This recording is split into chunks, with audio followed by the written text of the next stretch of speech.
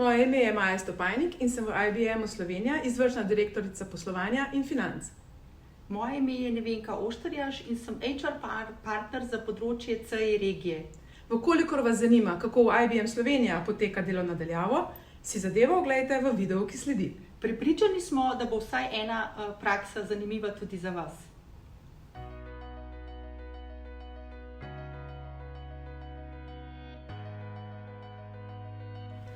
Organizacija dela na daljavo v IBM ima kar precejšnjo zgodovino in sicer zgodovino že 17 let, kajti mi smo na delo od doma začeli delati že pred 17 leti. Takrat so bili začetki čisto drugačni kot danes, ampak vseeno, če izpostavim tri ključne dejavnike, tri ključna strateška področja, ki smo jih mogli uskladiti skupaj, so le ta sledeča.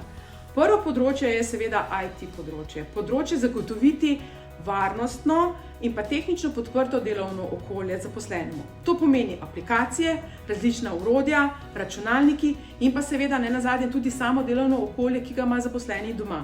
Vse to je usmerjeno v zagotavljanje in spodbujanje dobrih delovnih navad. Drugo področje je zakonodajni pravni vidik, torej uskladiti dokumentacijo in pa pogodbe zaposlenih, ki delajo doma. Tretje področje, pa najpomembnejše področje, pa je seveda vsak posameznik sam.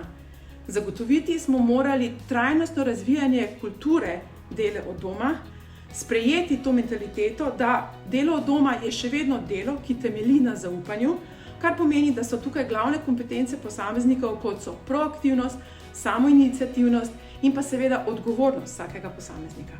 Tako da to je pa nek živ mehanizem, ali pa živ odnos, katerega razvijamo še danes.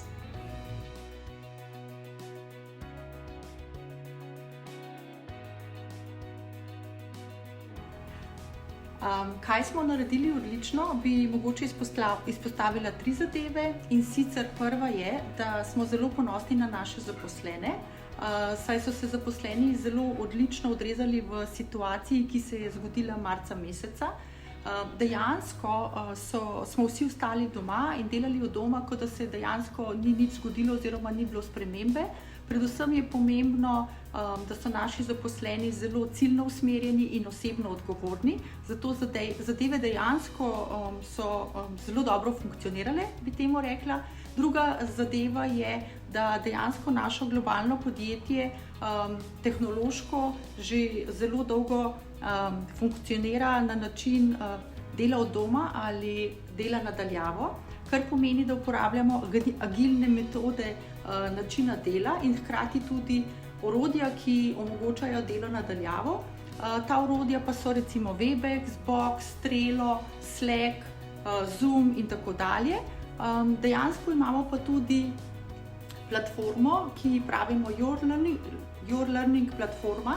To je platforma za učenje na daljavo, se pravi, zaposleni si lahko vedno izbere kakršnokoli izobraževanje, ki ga potrebuje ali ki ga zanima. Tako da v času od marca dalje smo opazili, da zaposleni mnogo več posegajo po izobraževanjih, kot je čuječnost, mentalno zdravje, delo v remote timih, efektivne komunikacije in tako dalje. Tretja zadeva, ki bi jo pa rada izpostavila, je pa to, da so naši zaposleni zelo dobro vodili svoje time, kjer so skrbeli za komunikacijo, za dejansko tudi za povezanost in pa motiviranost svojih timov. Kaj bi lahko naredili bolje? Sem vprašala naše zaposlene in sicer zaposleni so poudarili, da so pogrešali več komunikacije in obveščanja o trenutni situaciji. Hkrati bi pa želeli tudi več slišati dejansko o trenutni situaciji na osnovi virtualnih skupnih sestankov celotnega podjetja.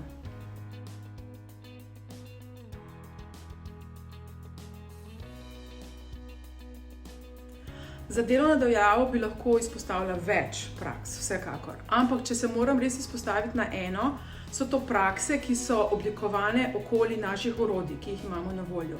Še vedno smo daleč, a še vendar sodelujemo in delamo skupaj. Teh orodij, kot sem rekla, je več. Orodja, ki nam avtomatsko beležijo prisotnost, orodja, ki nam omogočajo izobraževanje na daljavo, vendar pa, če izpostavim res le samo eno, je to naša praksa oziroma naš program, ki se imenuje Employee Assistance Program. To je dejansko program, ki vsem našim zaposlenim, ne samo zaposlenim, tudi njihovim družinskim članom omogoča brezplačno, anonimno sodelovanje oziroma klic v sili, kadar oni le to potrebujejo. Gre torej za program, ki je usmerjen v zagotavljanje well-being posameznikov, torej ko v ključnih, kritičnih ali pa problematičnih situacijah, tudi v privatnem življenju, ali si slabe volje oziroma jezen, ali je to žalost, stres, smrt v družini in ločitev, imajo možnost, da anonimno pokličejo specializirane medicinske strokovnjake in celotno to situacijo oziroma neke vrste psihološko obravnavo dobijo prek telefona ali prek aplikacije ali prek Webex klica. Naj poudarim, da program je brezplačen za vse, omogočen ne samo z našim zaposlenim, ampak tudi njihovim družinskim članom. In mislim, da je v situaciji, kot je bila recimo korona, to bilo ključno, da smo omogočili posameznikom tudi mentalno oziroma mentalno zdravje in skrb za njihovo zdravje.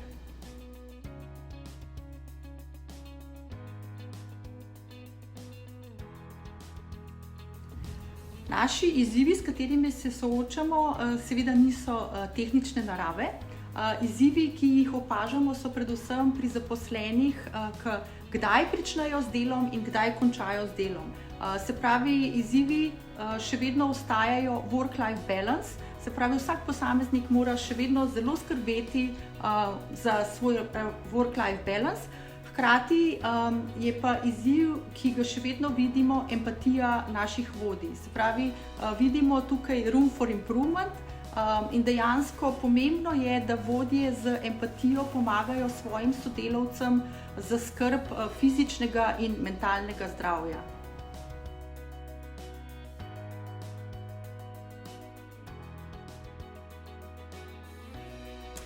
Delo na daljavo je danes že tu. Dejansko je delo na daljavo danes prakticira približno 80% naše populacije v IBM-u svetovno. V IBM Slovenija pa je ta populacija 100%, saj vsi delamo oziroma nam je omogočeno delo na daljavo. Delo na daljavo sicer res morda ni primerno za vse poklice, vendar menim, da glede na to, da danes sodelujemo globalno s tako velikimi ekipami, bo le ta trend vedno večji in se bo delo na daljavo ali v IBM-u, kjer je že tako velik odstotek dela, oziroma tudi na slovenskem trgu definitivno širil oziroma povečeval. Tako da nekako z mojega vidika govorim o pozitivnem trendu dela na daljavo.